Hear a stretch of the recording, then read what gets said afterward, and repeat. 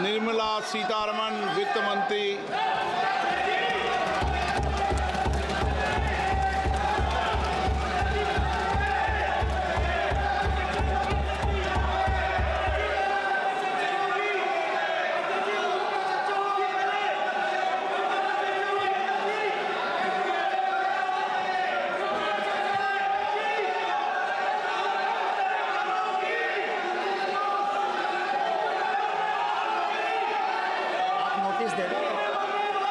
सदस्यगण, budget के बाद राज्यपाल अभिभाषण में आपको पर्याप्त अवसर दूंगा। मेरा आपसे निवेदन है, नहीं माननीय अखिलेश जी, आपने संसद की मर्यादा को आप बना के रखे हैं। कभी बजट भाषण के अंदर इस तरीके का नहीं हुआ, ये उचित नहीं है, ये उचित नहीं है। अखिलेश जी प्लीज, मैं आपको मौका दूंगा राज्यपाल अभिभाषण पे, प्लीज। नो, ये तरीका ठीक नहीं है। No,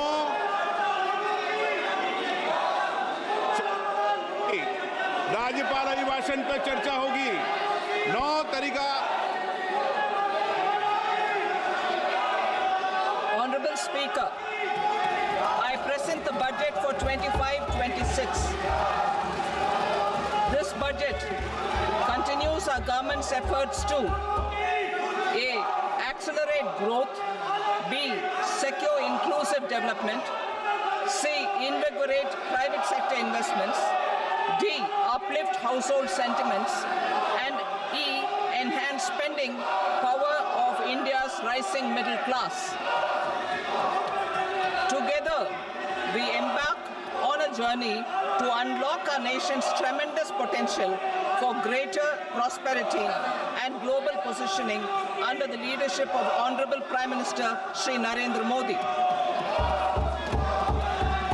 As we complete the first quarter of the 21st century, continuing geopolitical headwinds suggest lower global economic growth over the medium term. However, our aspiration for a Vikasit Bharat inspires us, and the transformative work we have done during our government's first 2 terms guides us to march forward resolutely. Our economy is the fastest growing among all major economies. Our development track record for the past 10 years and structural reforms have drawn global attention. Confidence in India's capability and potential has only grown in this period. We see the next 5 years as a unique opportunity to realize Sabka Vikas, stimulating balanced growth of all regions. The great Telugu poet and playwright Gurujada Apparao had said, "Deshamante matti kadoy, deshamante manushuloy," meaning a country is not just its soil, a country is its people. In line with this, for us, Vikasit Bharat encompasses zero poverty, 100% quality good school education, access to high quality, affordable and comprehensive health care, 100% skilled labor with meaningful employment, 70% women in economic activities, and farmers making our country the food basket of the world. In this budget, the proposed development measures span 10 broad areas, focusing on Garib, youth, Annadata, and Nari, spurring agricultural growth and productivity, building rural prosperity and resilience, taking everyone together on an inclusive growth path, boosting manufacturing and furthering Make in India, supporting MSMEs, enabling employment-led development, investing in people, economy, and innovation, securing energy supplies, promoting exports, and nurturing innovation. For this journey of development, our 4 powerful engines are agriculture, MSME, investments, and exports. The fuel, our reforms. Our guiding spirit, inclusivity, and the destination, Vikasit Bharat. This budget aims to initiate transformative reforms across 6 domains. During the first 5 years, these will augment our growth potential and global competitiveness. The domains are taxation, power sector, urban development, mining, financial sector, and regulatory reforms. Agriculture as the first engine. Now I move to specific proposals, beginning with agriculture as the first engine.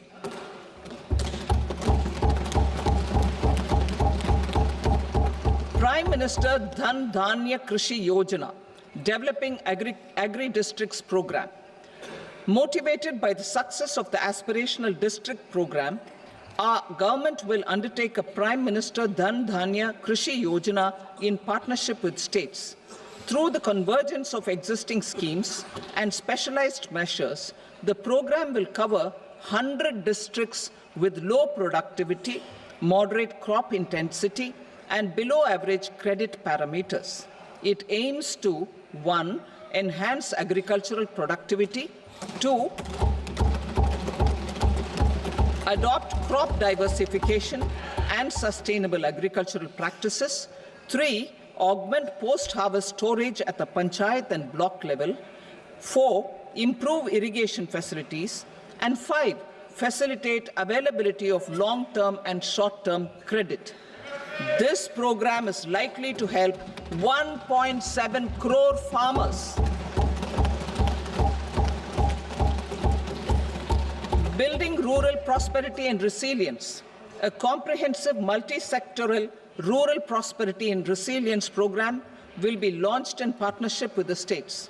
This will address underemployment in agriculture through skilling, investment, technology, and invigorating the rural economy. The goal is to generate ample opportunities in rural areas so that migration is an option but not a necessity.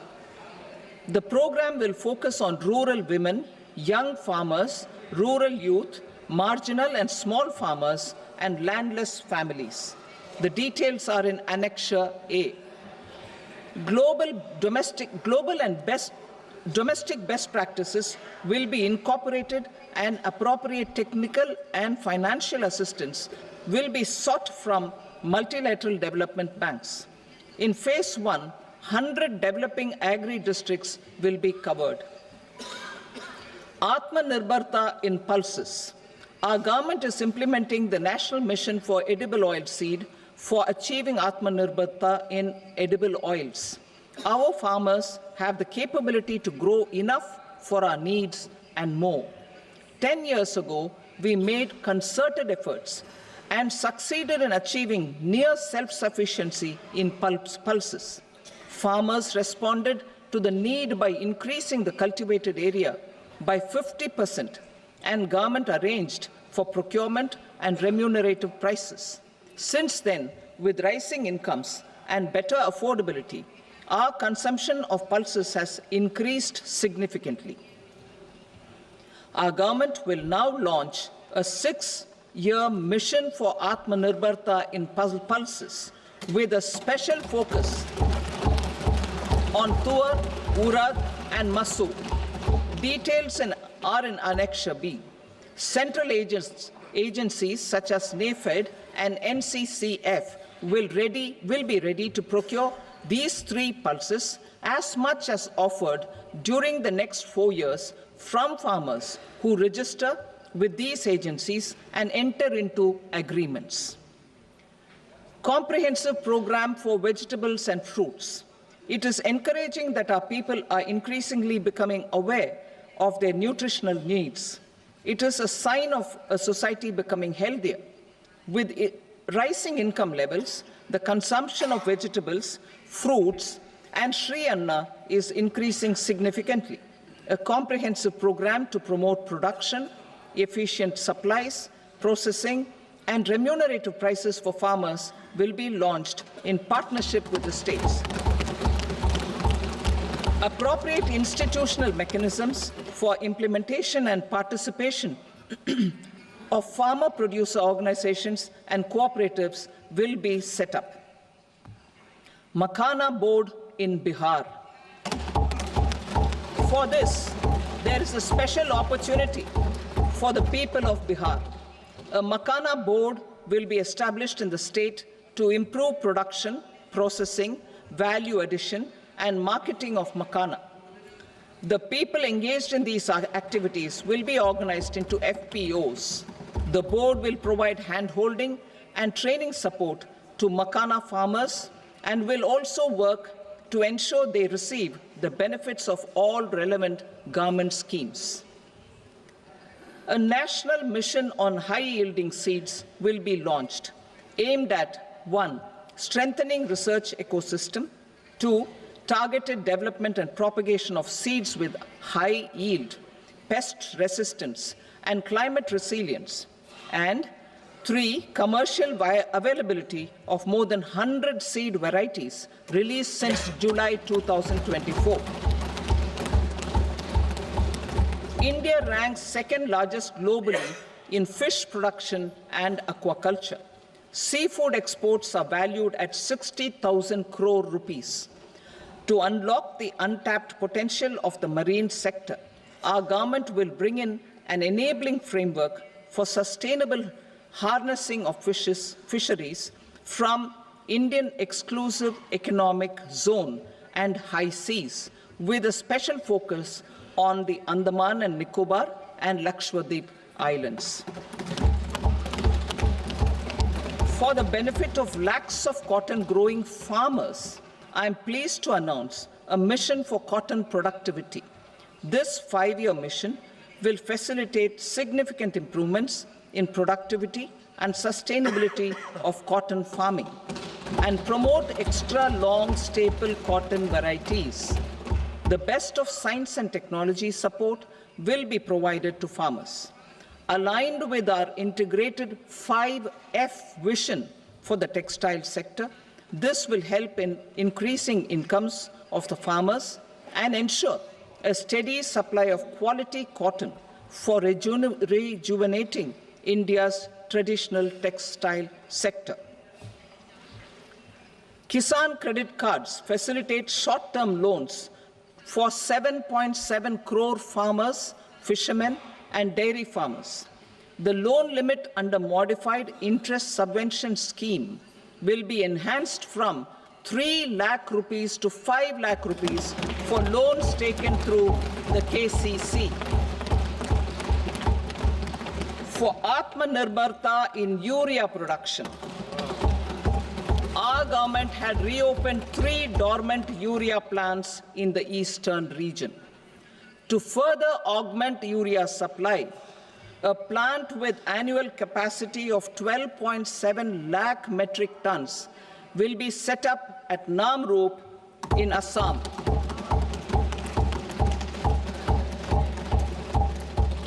India Post, with 1.5 lakh rural post offices, complemented by the India Post Payment Bank and a vast network of 2.4 lakh Dak Sevaks, will be repositioned to act as a catalyst for the rural economy.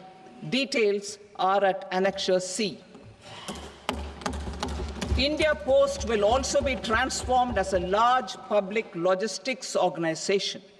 This will meet the rising needs of Vishwakarmas, new entrepreneurs, women, self-help groups, MSMEs, and the large business organizations. Our government will provide support to NCDC for its lending operations for the cooperative sector. MSMEs as the second engine. Now I move to MSMEs as the second engine, which encompasses manufacturing and services with a focus on MSMEs numbering 5.7 crores. Currently, over 1 crore registered MSMEs, employing 7.5 crore people and generating 36% of our manufacturing, have come together to position India as a global manufacturing hub. With their quality products, These MSMEs are responsible for 45% of our exports. To help them achieve higher efficiencies of scale, technological upgradation, and better access to capital, the investment and turnover limits for classification of all MSMEs will be enhanced to 2.5 and 2 times respectively. This will give them the confidence to grow and generate employment for our youth. The details are given in Annexure D. To improve access to credit, the credit guarantee cover will be enhanced. First, for micro and small enterprises from 5 crore to 10 crore rupees, leading to additional credit of 1.5 lakh crores in the next 5 years. Second, for startups from 10 crore rupees to 20 crore rupees, with the guarantee fee being moderated to 1% for loans in 27 focus sectors which are important for Atmanirbhar Bharat. And for well-run exporter MSMEs, for term loans up to 20 crore rupees. Also for the micro enterprises, we will introduce customized credit cards with a 5 lakh rupee limit for micro enterprises registered on Udyam portal. In the first year, 10 lakh such cards will be issued. Fund of funds for startups. The Alternate Investment Fund, AIFs, for startups have received commitments of more than 91,000 crores rupees. These are supported by the fund of funds set up with the Government of India's contribution of 10,000 crore rupees. Now, a new fund of funds with expanded scope and a fresh contribution of another 10,000 crore rupees will be set up. A new scheme will be launched for 5 lakh women, scheduled castes and scheduled tribes, first-time entrepreneurs. This will provide term loans up to 2 crore rupees during the next 5 years.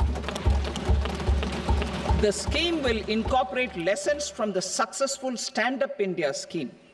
Online capacity building for entrepreneurship and managerial skills will also be organized.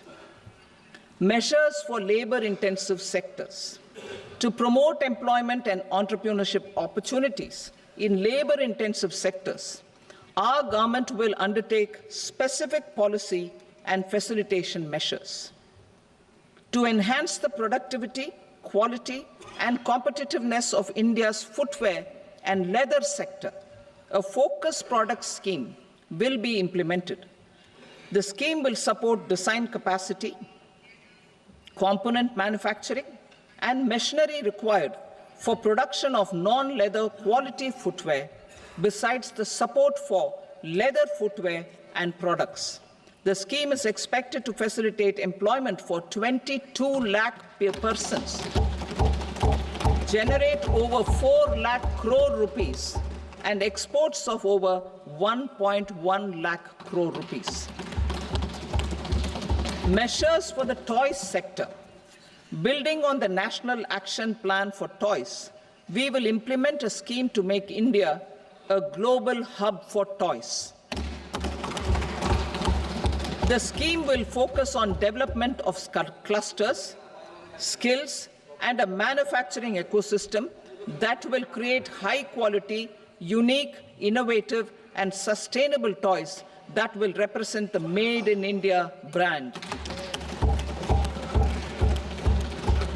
Support for food processing.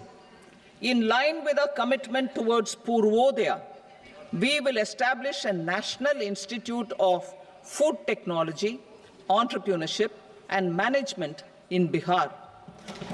The institute will provide a strong fillip to food processing activities in the entire eastern region. This will result in 1. Enhanced income for the farmers through value addition to their produce, and 2.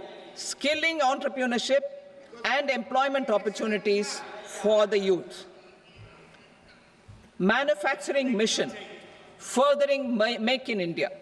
Our government will set up a national manufacturing mission covering small, medium and large industries for furthering Make in India by providing policy support, execution roadmaps, governance and monitoring framework for central ministries and states. Details are in Annexure E. Given our commitment to climate-friendly development, the mission will also support clean tech manufacturing. This will aim to improve domestic value addition and build our ecosystem for solar PV cells, EV batteries, motors and controllers, electrolyzers, wind turbines, very high voltage transmission equipment and grid-scale batteries. Investment as the third engine.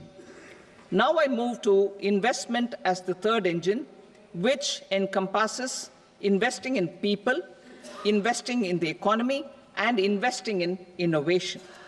Investing in people. Saksham Anganwadi and Poshan 2.0.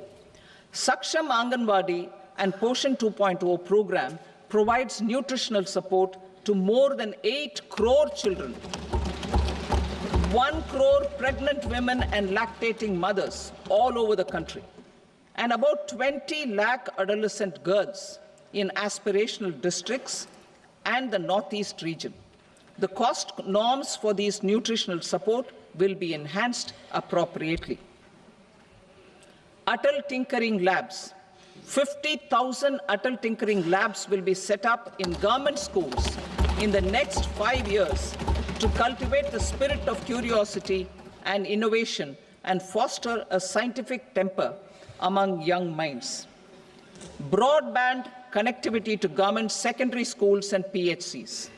Broadband connectivity will be provided to all government secondary schools and primary health centers in rural areas under the BharatNet project. Bharatiya Bhasha Pustak Scheme. We propose to implement a Bharatiya Bhasha Pustak scheme to provide digital form Indian language books for schools and for higher education.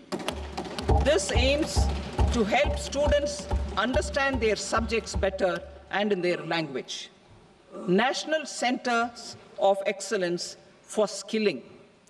Building on the initiative announced in the July 24 budget, 5 national centers of excellence for skilling will be set up with global expertise and partnerships to equip our youth with the skills required for Make for India, Make for the World manufacturing. The partnership will cover curriculum design, training of trainers, and a skills certification framework and periodic reviews. Expansion of capacity in IITs.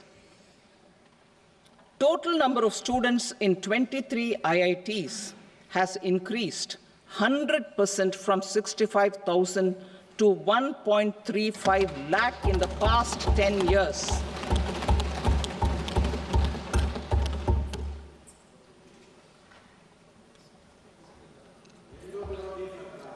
Additional infrastructure will be created in the 5 IITs started after 2014 to facilitate education for 6,500 more students. Hostel and other infrastructure capacity at IIT Patna will also be expanded.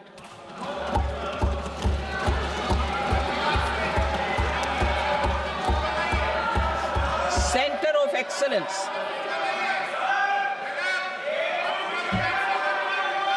Center of Excellence in AI for Education. I had announced 3 centers of excellence in artificial intelligence for agriculture, health, and sustainable cities in 2023. Now a center of excellence in artificial intelligence for education will be set up with a total outlay of 500 crores. Expansion of medical education.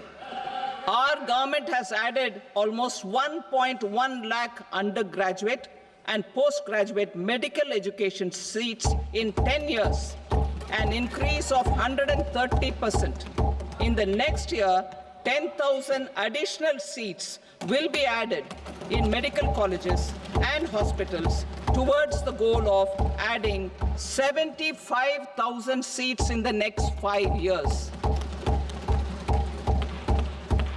Daycare cancer centers in all district hospitals. Our government will facilitate setting up of daycare cancer centers in all district hospitals in the next 3 years. 200 centers will be established in 25-26 itself. Strengthening urban livelihoods.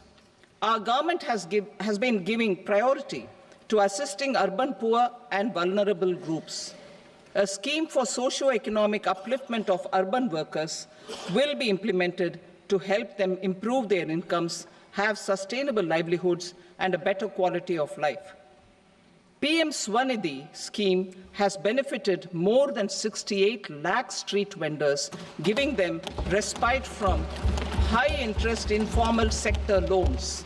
Building on this success, the scheme will be revamped with enhanced loans from banks, UPI-linked credit cards with 30,000 rupees limit, and capacity building support.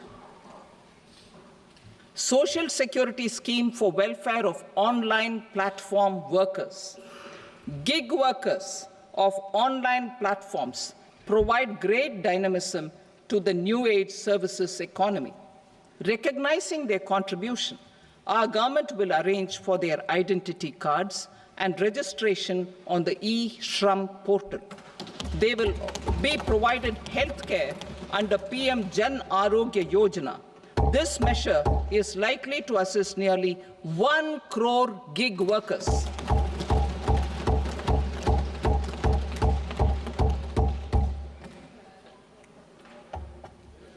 Investing in the economy. Public-private partnership in infrastructure. Each infrastructure-related ministry will come up with a 3-year pipeline of projects that can be implemented in PPP mode. States will also be encouraged to do so and can seek support from the India Infrastructure Project Development Fund, which is a scheme to prepare PPP proposals. Support to states for infrastructure. An outlay of 1.5 lakh crore is proposed for the 50-year interest-free loans to states for capital expenditure and incentives for reforms. Building on the success of the first asset monetization plan announced in 2021, the second plan for 2025 to 30 will be launched to plow back capital of 10 lakh crore in new projects. Regulatory and fiscal measures will be fine-tuned to support the plan. Jal Jeevan Mission. Since 2019, 15 crore households, representing 80% of India's rural population, have been provided access to portable tap water connections. To achieve 100% coverage, I am pleased to announce the extension of this mission until 2028 with an enhanced total outlay. The mission's focus will be on the quality of infrastructure and O&M of rural piped water supply schemes through Jan Bhagidari. A separate MOU or separate MOUs will be signed with the states and union territories to ensure sustainability and citizen-centric water services delivery. Urban sector reforms. Building on the July budget proposals, urban sector reforms related to governance, municipal services, urban land and planning will be incentivized. Urban Challenge Fund. The government will set up an Urban Challenge Fund of 1 lakh crore rupees to implement the proposals for cities as growth hubs, creative redevelopment of cities, and for water and sanitation purposes announced in the July budget. This fund will finance up to 25% of the cost of bankable projects, with a stipulation that at least 50% of the cost is funded from bonds, bank loans, and PPPs.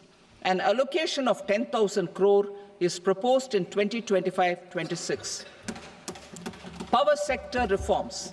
We will incentivize electricity distribution reforms and augmentation of intra-state transmission capacity by states. This will improve financial health and capacity of electricity companies. Additional borrowing of 0.5% of GSDP will be allowed to states contingent on these reforms. Nuclear energy mission for Vikasit Bharat. Development of at least 100 gigawatt of nuclear energy by 2047 is essential for our energy transition efforts. For an active partnership with the private sector towards this goal, amendments to the Atomic Energy Act and the Civil Liability for Nuclear Damage Act will be taken up. A nuclear energy mission for research and development of small modular reactors with an outlay of 20,000 crore will be set up. At least 5 indigenously developed small modular reactors will be operationalized by 2033. Shipbuilding. The shipbuilding financial assistance policy will be revamped to address cost disadvantages. This will also include credit notes for shipbreaking in Indian yards to promote the circular economy. Large ships above a specified size will be included in the infrastructure harmonized master list. Shipbuilding clusters will be facilitated to increase the range, categories, and capacity of ships. This will include additional infrastructure, facilities, skilling, and technology to develop the entire ecosystem. Maritime Development Fund. For long-term financing for the maritime industry, a Maritime Development Fund with a corpus of 25,000 crore rupees will be set up. This will be for distributed support and promoting competition. This will have up to 49% contribution by the government, and the balance will be mobilized from ports and from private sector. UDAN regional connectivity schemes. UDAN has enabled 1.5 crore middle-class people to meet their aspirations for speedier travel. The scheme has connected 88 airports, and operationalized 619 routes. Inspired by that success, a modified UDAN scheme will be launched to enhance regional connectivity to 120 new destinations and carry 4 crore passengers in the next 10 years. 4 crore additional passengers in the next 10 years. The scheme will also support helipads and smaller airports in hilly, aspirational, and northeast regional districts. Greenfield airports will be facilitated in Bihar to meet the future needs of the state. These will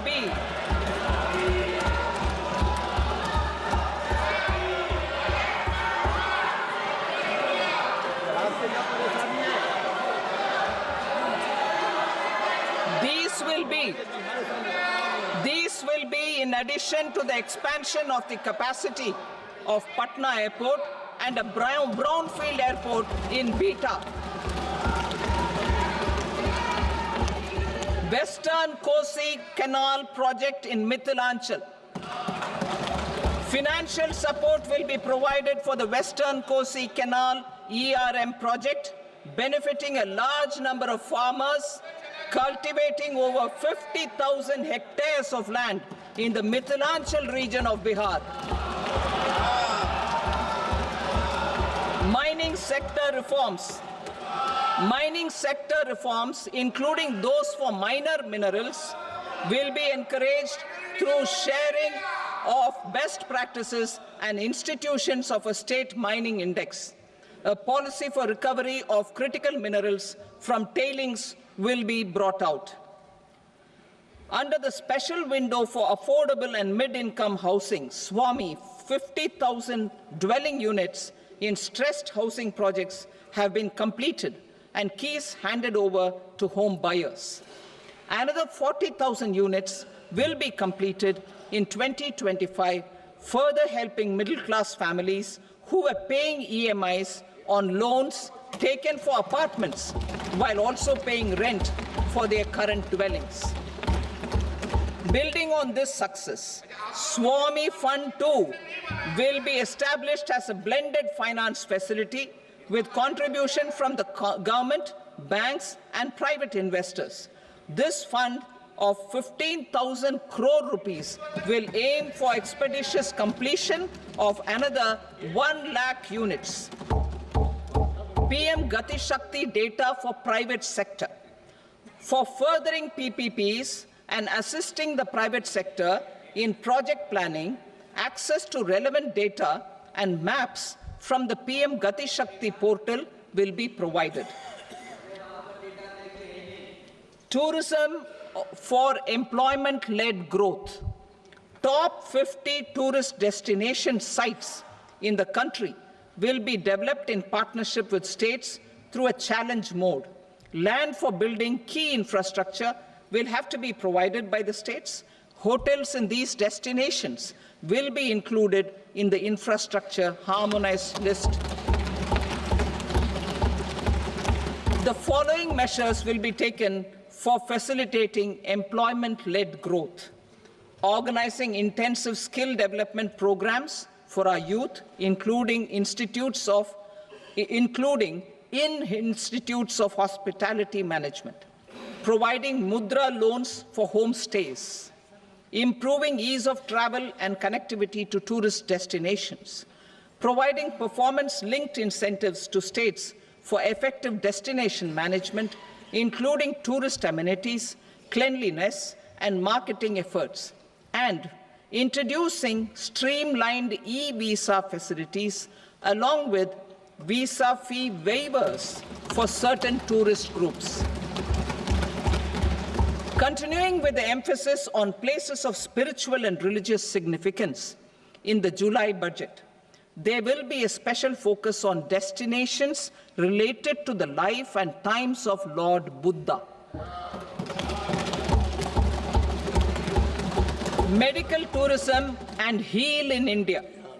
Medical tourism and heal in India will be promoted in partnership with the private sector, along with capacity building and easier visa norms. Investing in innovation. To implement private sector-driven research, development, and innovation initiatives announced in the July budget, I am now allocating 20,000 crore rupees for this purpose. A deep tech fund of funds will also be explored to catalyze the next generation startups as a part of this initiative. In the next 5 years, under the PM Research Fellowship Scheme, we will provide 10,000 fellowships for technological research in IITs and IISc with enhanced financial support. The second gene bank with 10 lakh germplasm lines will be set up for future food and nutritional security.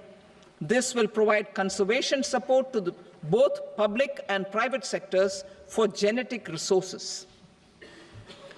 We will start a national geospatial mission to develop foundational geospatial infrastructure and data. Using PM Gati Shakti, this mission will facilitate modernization of land records, urban planning, and design of infrastructure projects. a Gyan Bharatam mission for survey, documentation, and conservation of our manuscript heritage with academic institutions, museums, libraries, and private collectors will be undertaken to cover more than 1 crore manuscripts. We will set up a national digital repository of Indian knowledge systems for knowledge sharing. Now I move to exports as the fourth engine. We will set up an export promotion mission with sectoral and ministerial targets driven jointly by the Ministries of Commerce, MSME, and Finance. It will facilitate easy access to export credit, cross-border factoring support, support to MSMEs to tackle non-tariff measures in overseas markets. A digital public infrastructure, Bharat Trade Net, for international trade will be set up as a unified platform for trade documentation and financing solutions. This will complement the Unified Logistics Interface platform. The BTN will be aligned with international practices. Support will be provided to develop domestic manufacturing capacities for our economy's integration with global supply chains. Sectors will be identified based on objective criteria. Facilitation groups with participation of senior officers and industry representatives will be formed for select products and supply chains. Through this, there are huge opportunities related to Industry 4.0, which needs high skills and talent. Our youth have both.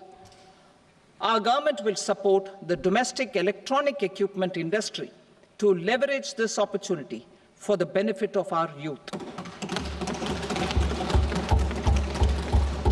A national framework will be formulated as guidance to states for promoting global capability centers in emerging Tier 2 cities.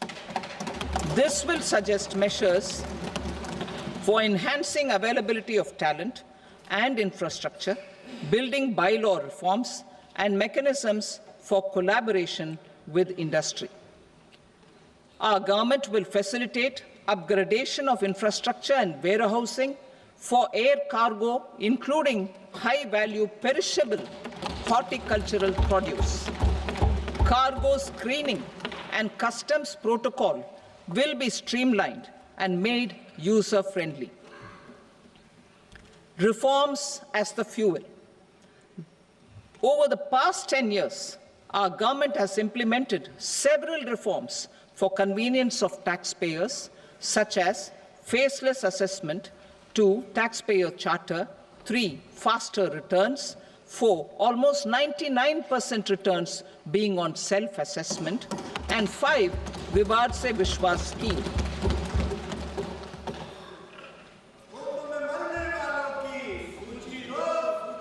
Continuing these efforts, I reaffirm the commitment of the Tax Department to trust first, scrutinize later.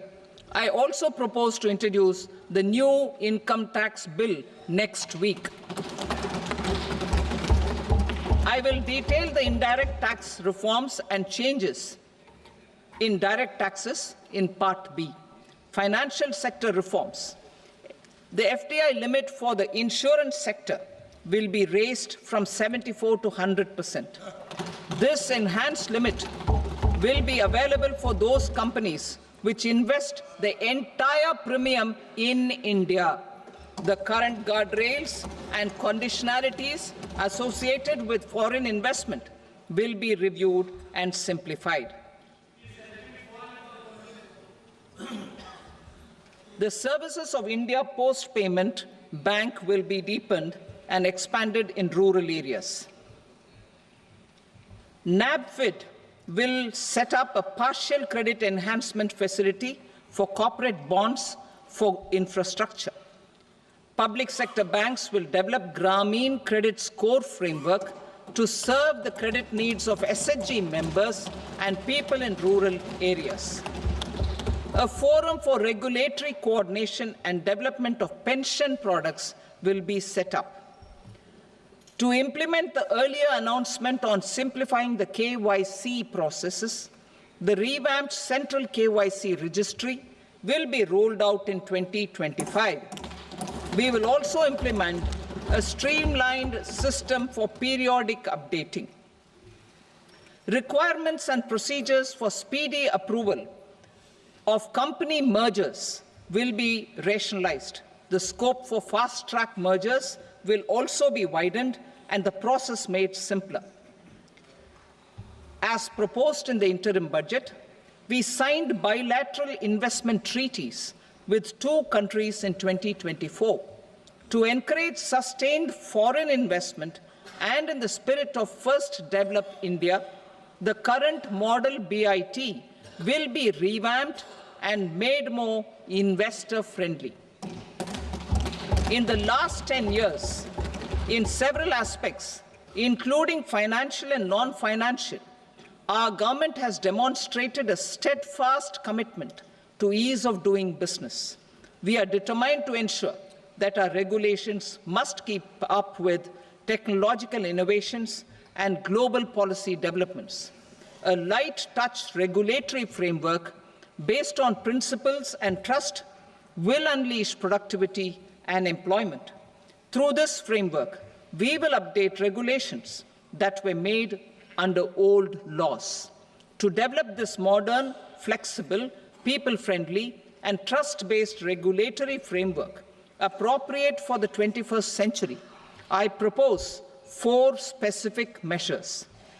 A high-level committee for regulatory reforms will be set up for a review of all non-financial sector regulations, certifications, licenses, and permissions. The committee will be expected to make recommendations within a year. The objective is to strengthen trust-based economic governance and take transformational measures to enhance ease of doing business, especially in matters of inspection and compliances. States will be encouraged to join in this endeavor. An investment friendliness index of states will be launched in 2025 to further the spirit of competitive, cooperative federalism. Under the Financial Stability and Development Council, a mechanism will be set up to evaluate impact of the current financial regulations and subsidiary instructions. It will also formulate a framework to enhance their responsiveness and development of the financial sector. In the Jan Vishwas Act 2023, more than 180 legal provisions were decriminalized. Our government will now bring up the Jan Vishwas Bill 2.0 to decriminalize more than 100 provisions in various laws. I now move to fiscal policy. In the July budget, I had committed to staying the course for fiscal consolidation. Our endeavor will be to keep the fiscal deficit each year such that central government debt remains on a declining path as a percentage of the GDP. The roadmap for the next 6 years has been detailed in the FRBM statement. Revised estimates for 2024-25. The revised estimate of the total receipts other than borrowings is 31.47 lakh crore rupees, of which the net tax receipts are 25.57 lakh crore rupees. The revised estimate of the total expenditure is 47.16 lakh crore rupees, of which the capital expenditure is about 10.18 lakh crore rupees. The revised estimate of the fiscal deficit is 4.8% of the GDP. Budget estimates for 25-26. Coming to 25-26, the total receipts other than borrowings and total expenditure are estimated at 34.96 lakh crore rupees and 50.65 lakh crore rupees respectively. The net tax receipts are estimated at 28.37 lakh crore rupees. The fiscal deficit is estimated to be 4.4% of GDP. To finance the fiscal deficit, the net market borrowings from dated securities are estimated at 11.54 lakh crore. The balance financing is expected to come from small savings and other sources. The gross market borrowings are estimated at 14.82 lakh crore rupees. I will now move to Part B. Indirect taxes. My proposals relating to customs aim to rationalize tariff structure and address duty inversion. These will also support domestic manufacturing and value addition, promote exports, facilitate trade, and provide relief to common people. Rationalization of customs tariff structure for industrial goods. As a part of comprehensive review of customs rate structure announced in July 2024 budget, I propose to 1. Remove 7 tariff rates. This is over and above the 7 tariff rates removed in 23-24 budget. After this, there will be only 8 remaining tariff rates, including 0 rate. 2. Apply appropriate cess to broadly maintain effective duty incidence, except on a few items where such incidence will reduce marginally. 3. Levy not more than 1 cess or surcharge. Therefore, I propose to exempt social welfare surcharge on 82 tariff lines that are subject to a cess. I shall now take up sector-specific proposals. To provide relief to patients, particularly those suffering from cancer, rare diseases, and other severe chronic diseases, I propose to add 36 life-saving drugs and medicines to the list of medicines fully exempted from basic custom duty.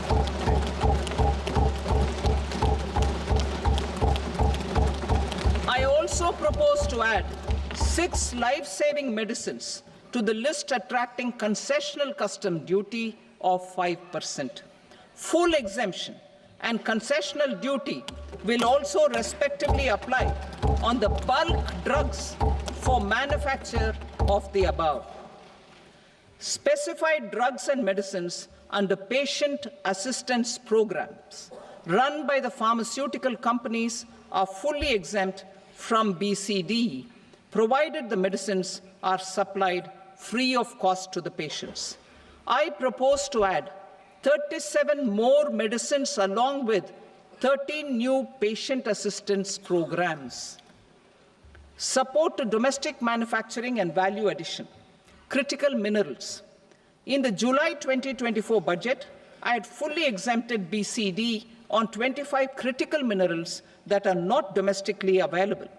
I had also reduced BCD of 2 other such minerals to provide a major fillip to their processing, especially by MSMEs.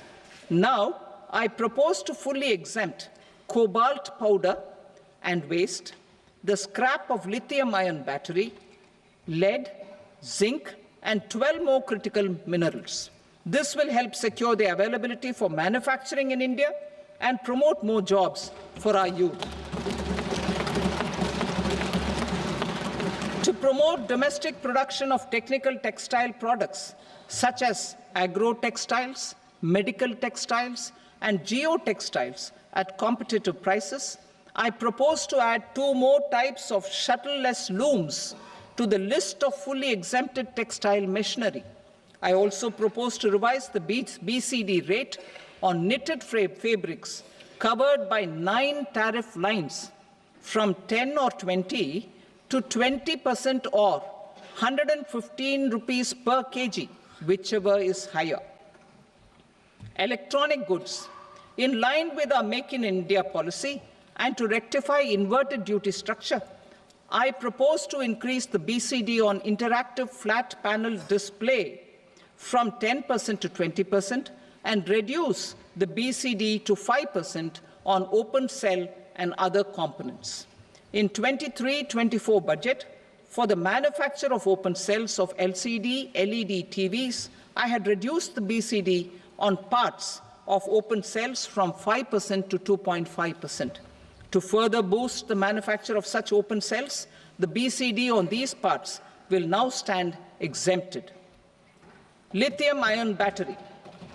To the list of exempted capital goods, I propose to add 35 additional capital goods for EV battery manufacturing and 28 additional capital goods for mobile phone battery manufacturing. This will boost domestic manufacture of lithium-ion batteries, both for mobile phones and for electric vehicles. Shipping sector. Considering that shipbuilding has a long gestation period, I propose to continue the exemption of BCD on raw materials, components, consumables, or parts for the manufacture of ships for another 10 years.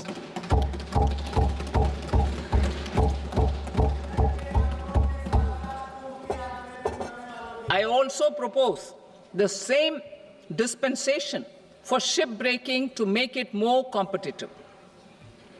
Telecommunication.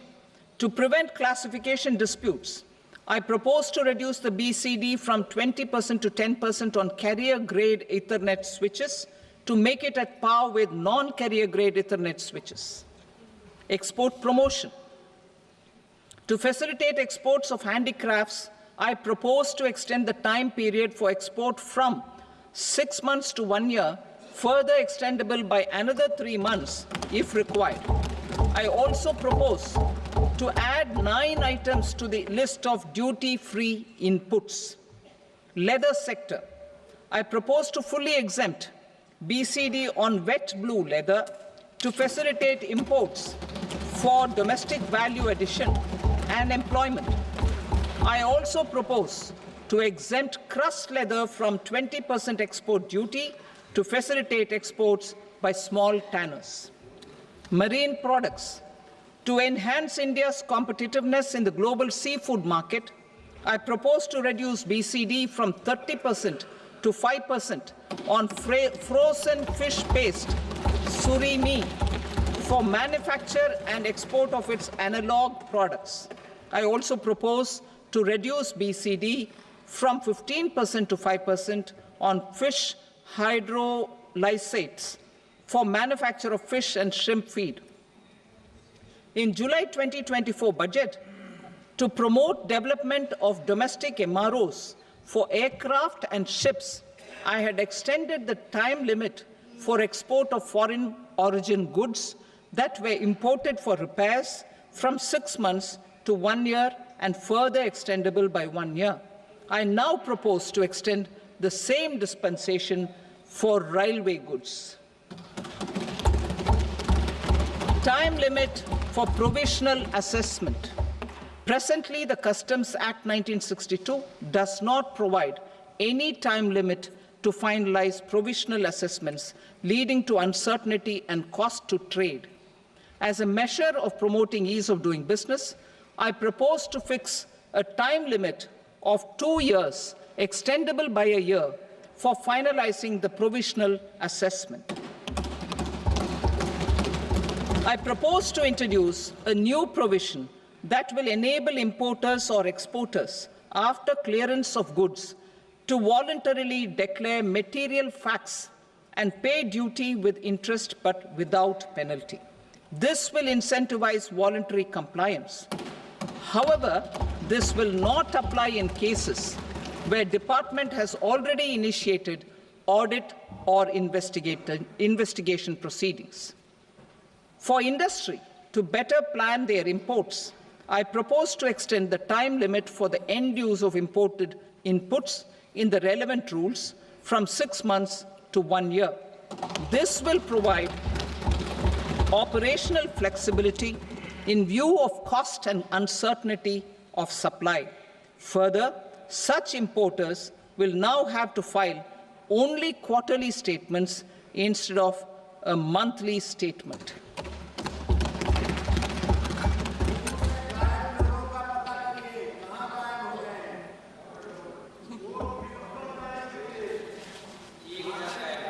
I now come to my direct tax proposals.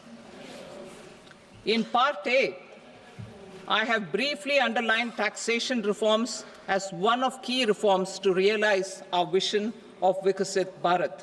In respect of criminal law, our government had earlier ushered in Bharatiya Nyaya Sanhita, replacing Bharatiya Danda Sanhita.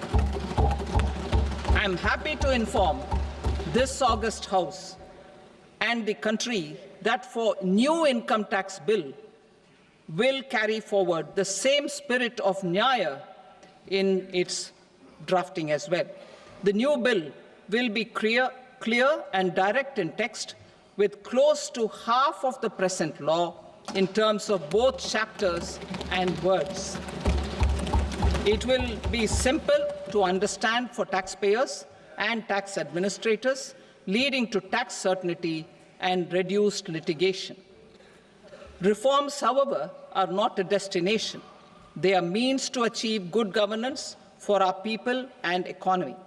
Providing good governance primarily involves being responsive. The Tirukural captures this in verse 542, which reads, "Vaanokki vaazhum ulagallam, mannavan kol nokki vaazhum kudi," meaning, just as the living beings live expecting rains, citizens live expecting good governance. Our government is committed to keeping an ear to the ground and a finger on the pulse and responding while balancing our national building efforts.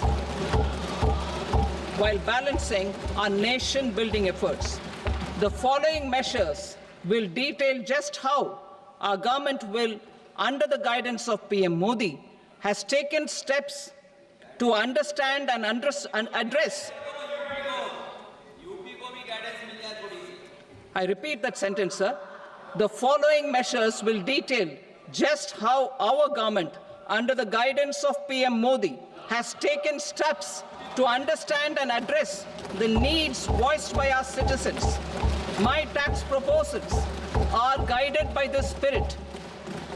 The objectives of my proposals are as follows: personal income tax reforms with special focus on middle class, rationalization of TDS and TCS for easing difficulties, encouraging voluntary compliance, reducing compliance burden, ease of doing business, employment and investment.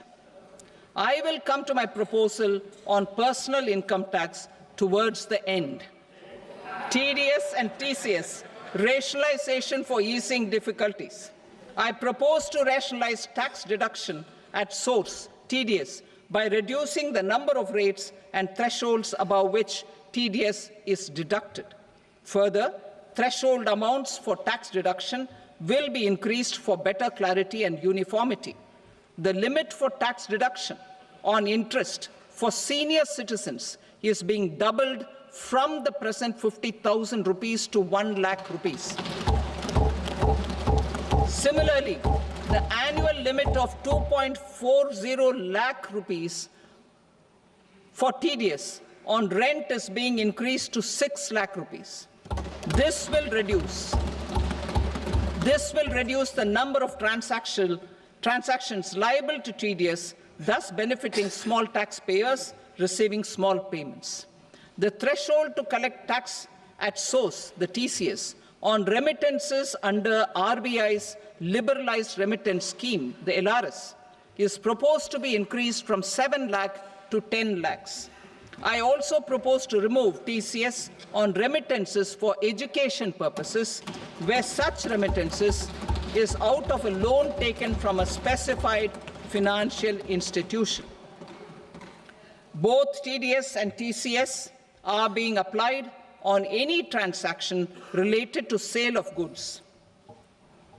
To prevent such compliance difficulties, I propose to omit the TCS. I also propose that the provisions of the higher TDS deduction will now apply only in non-PAN cases. In July 2024, the delay for payment of TDS up to the due date of filing statement was decriminalized. I propose to provide the same relaxation to TCS provisions as well. The government under the leadership of Prime Minister Modi believes in Sabka Saath, Sabka Vikas, Sabka Vishwas and Sabka Prayas. In line with this, we brought in updated return facility in 2022 for voluntary compliance by taxpayers who had omitted to report their correct income. Our trust in taxpayers was proved right. Nearly 90 lakh taxpayers voluntarily updated their incomes by paying additional tax. Taking this trust further, I now propose to extend the time limit to file updated returns for any assessment year from the current limit of 2 years to 4 years. I propose to reduce the compliance burden for small charitable trusts and institutions by increasing their period of registration from 5 years to 10 years. It is also proposed that disproportionate consequences do not arise for minor defaults such as incomplete applications filed by charitable entities. Presently, taxpayers can claim the annual value of self-occupied properties as nil only on the fulfillment of certain conditions. Considering the difficulties faced by taxpayers, it is proposed to allow the benefit of 2 such self-occupied properties without any condition. To streamline the process of transfer pricing and to provide an alternative to yearly examination, I propose to introduce a scheme for determining arm's length price of international transaction for a block period of 3 years. This will be in line with global best practices. With a view to reduce litigation and provide certainty in international taxation, the scope of safe harbor rules is being expanded. A number of senior and very senior citizens have very old national savings schemes accounts. As interest is no longer payable on such accounts, I propose to exempt withdrawals made from NSS by individuals on or after 29th August 2024. I am also proposing to allow similar treatment to NPS Vatsalya accounts as is available to normal NPS accounts subject to overall limits. In my speech in July 2024, I had promised that all processes, including giving effect to appellate orders, shall be digitalized and made paperless over the next 2 years. So I'm happy to announce that digitalization is being made operational now. In July 2024, we brought in the Vivad Se Vishwas scheme to resolve income tax disputes pending in appeal. The scheme has received a great response, with nearly 33,000 taxpayers having availed of the scheme to settle their disputes. I have a few proposals to promote investment and employment.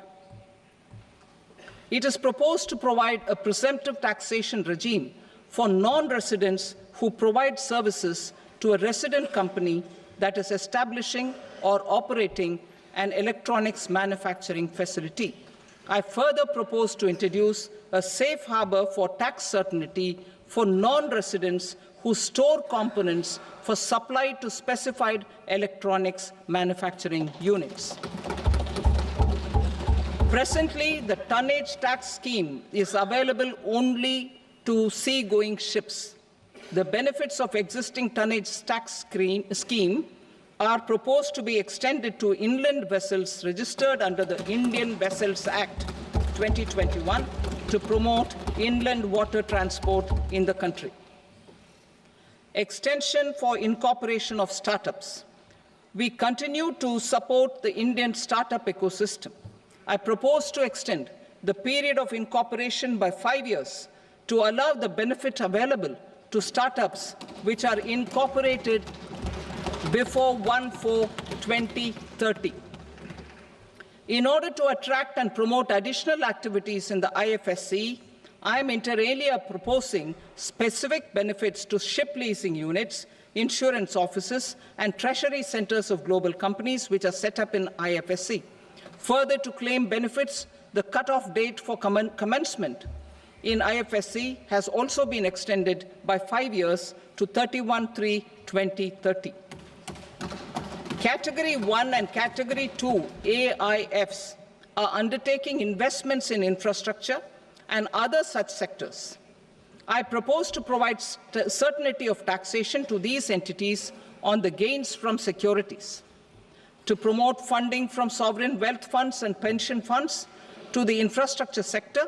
I propose to extend the date of making an investment by 5 more years up to 31st March 2030.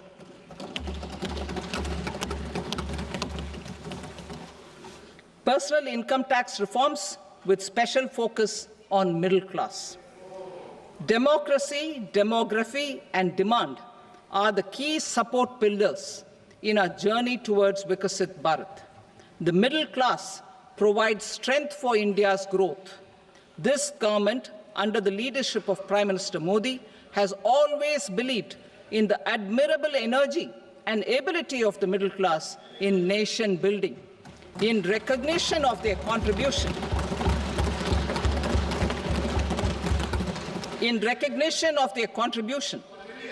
we have periodically reduced their tax burden. Right after 2014, the nil tax slab was raised to 2.5 lakhs of rupees, which was further raised to 5 lakh rupees in 2019 and to 7 lakh rupees in 2023. This is reflective of our government's trust on the middle-class taxpayers. I am now happy to announce that there will be no income tax payable up to income of 12 lakh rupees.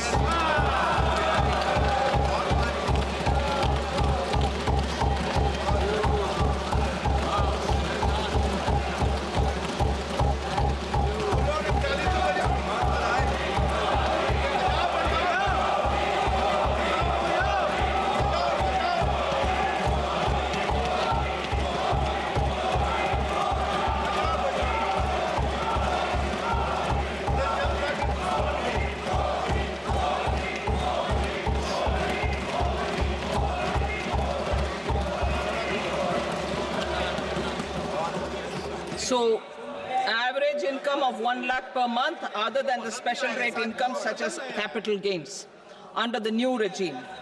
This limit will be 12.75 lakh for salaried taxpayers due to the standard deduction of 75,000.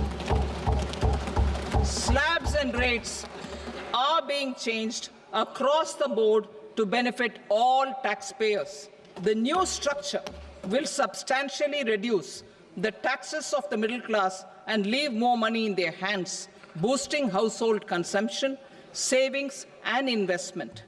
In the new tax regime, I propose to revise tax rate structures as follows: 0 to 4 lakh rupees nil, 4.8 lakh rupees to 4 to 8 lakh rupees 5%, 8 to 12 lakh rupees 10%, 12 to 16 lakh rupees 15%, 16 to 20 lakh rupees 20%, 20 to 24 lakh rupees 25%, and above 24 lakh rupees 30%.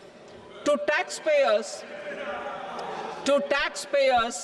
up to 12 lakh of normal income, other than special rate income such as capital gains. I read that again.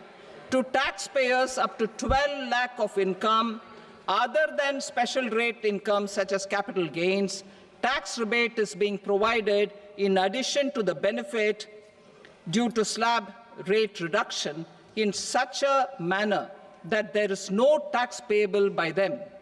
The total tax benefit of slab rate changes and rebate at different income levels can be illustrated with a few examples. A taxpayer in the new regime with an income of 12 lakh rupees will get a benefit of 80,000 rupees in tax, which is 100% of tax payable as per the existing rates. A person having income A person having income of 18 lakh rupees will get a benefit of 70,000 rupees in tax. That is 30% of tax payable as per existing rates. A person with an income of 25 lakh gets a benefit of 1,10,000 rupees, that is 25% of his tax payable as per existing rates. Details of my tax proposals are given in the annexure. As a result of these proposals, Honorable Speaker, sir, revenue of about 1 lakh crore in direct taxes and 2,600 crores in indirect taxes will be foregone. Mr. Speaker, sir, with this, I commend the budget to this august House.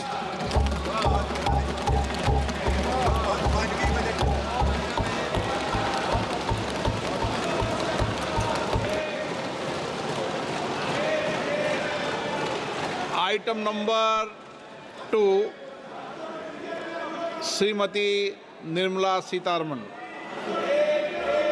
Sir, with your permission, I rise to lay on the table the following statements under Section 3(1) of the Fiscal Responsibility and Budget Management Act, 2003.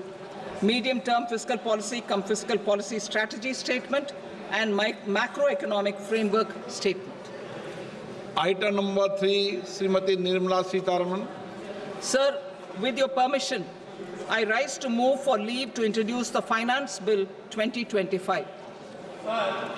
प्रश्न ये है कि विधेयक को पुनर्स्थापित करने की अनुमति प्रदान की जाए। जो सदस्य इसके पक्ष में हाँ गए, जो सदस्य विरोध में ना गए, मेरे विचार में निर्णय हाँ वालों के पक्ष में हुआ, हाँ वालों के पक्ष में अनुमति प्रदान की जाती है। माननीय मंत्री जी, अब विधेयक को पुनर्स्थापित करें। Sir, I introduce the bill. Thank you. सभा की कार्रवाई सोमवार दिनांक 3 फरवरी 2025 को प्राप्त 11 बजे तक के लिए स्थगित की जाती है।